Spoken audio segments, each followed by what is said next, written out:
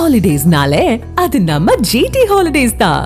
GT Holidays, South India's #1 travel brand.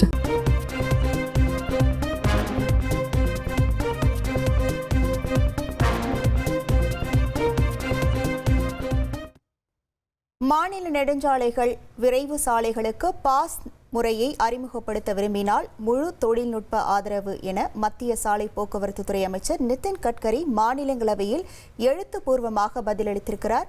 முழு விவரங்களோடு இணைகிறார் நமது செய்தியாளர் ரமேஷ்குமார். வணக்கம் ரமேஷ்குமார், இது தொடர்பான முழு விவரங்கள்.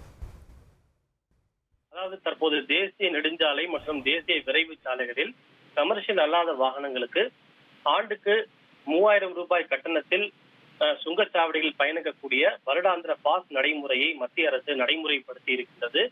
இந்த பாஸ் நடைமுறை கடந்த ஆகஸ்ட் 15ஆம் தேதி முதல் நடைமுறைக்கு வந்திருக்கக்கூடிய சூழ்நிலையில் தற்போது இந்த நடைமுறை தேசிய நெடுஞ்சாலை மற்றும் தேசிய விரைவு சாலைகளில் மட்டுமே நடைமுறைக்கு வந்திருக்கிறது. அது பொருந்தக்கூடியதாக அமைந்திருக்கிறது.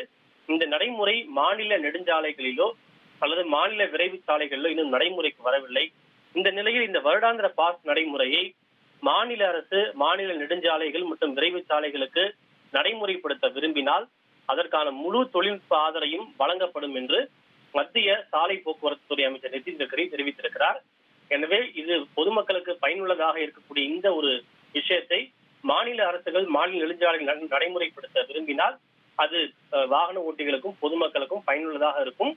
அதற்கு தேவையான முழு தொழில்நுட்ப உதவியும் வழங்க தயாராக இருப்பதாக அவர் தெரிவித்திருக்கிறார். உங்கள் விவரங்களுக்கு நன்றி ரமேஷ்குமார். Holidays-nale, அது நம்ம GT Holidays தான்.